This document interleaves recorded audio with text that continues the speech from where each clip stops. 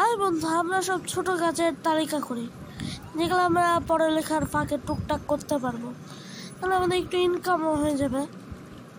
চুরি, ডাকাতি, ছিনতাই, চাঁদাবাজি এবং চা বিক্রি করা,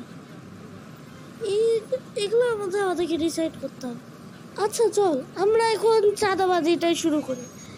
এটা অনেক ভালো, অনেক টাকা ইনকাম করতে পারবো আমরা, বুঝলি তো?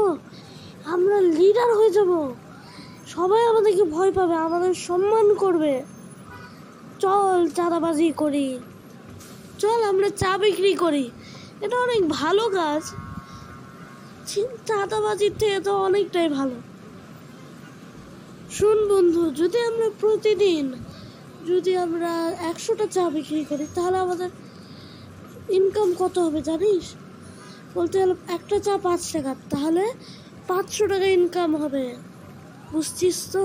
আমাদের খরচ হবে 100 টাকা, তাহলে পুরো 400 টাকায় আমাদের লাভ যাবে। আমি তো বলছি চা বিক্রি করি, এটা অনেক ভালো কাজ।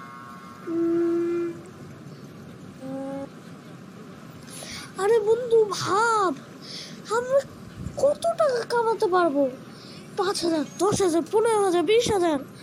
চাঁদাবাজি করাতে অনেক লাভ আছে। আয় তুই আমার সাথে চাঁদাবাজি কর, তাড়াতাড়ি আয়, বুঝিস না কেন বন্ধু? আচ্ছা বন্ধু, তোর আর আমার রাস্তা এখন থেকে আলাদা। তুই চাঁদাবাজি কর, যা কর, আর আমি চা বিক্রি করবো। দেখি কে কত দূর এগোতে পারে। আরে বন্ধু, ঠিক আছে, তোর রাস্তা আলাদা, আমার রাস্তা আলাদা। তুই তোর রাস্তায় যা, আমি আমার রাস্তায় যাচ্ছি। 5 বছর পরে দেখা হবে কে কত ধনী হতে পেরেছে। চা বিক্রি করে আজ আমি এই পর্যায়ে এসেছি, এই জায়গাতে আমি স্যুট বুট পরে দাঁড়িয়ে আছি। কিন্তু বন্ধু, তোর কি হলো? আরে বন্ধু বলিস না, আরে আমাকে মানুষ এত পিটাইছে, এত মেরেছে, কি আর বলি। চাঁদাবাজি করতে গিয়ে একদিন আমাকে মানুষ ধরে ফেলেছে, সবাই মিলে, এলাকার লোকেরা আমার খুব মেরেছে। চাঁদাবাজি একটা খারাপ কাজ, তুই আমার কথা শুনিস নি, এর জন্য তোর আজকে এই অবস্থা। আর আমাকে দেখ, আমি কত বড় কোম্পানির মালিক হয়ে গেছি, চা বিক্রি করে আমি অনেক বড় লোক হয়ে গেছি। আমি নিজে একটা কোম্পানি খুলে ফেলেছি, বুঝলি? সততার সাথে কাজ করতে হয়, সৎ হয়ে কাজ করতে হয়, সৎ কাজ করতে হয়, তুই বুঝলি? সবসময় সৎ কাজ করতে হয়। আরে হ্যাঁ বন্ধু, আমি বুঝেছি, আমি আর জীবনেও খারাপ কাজ করব না।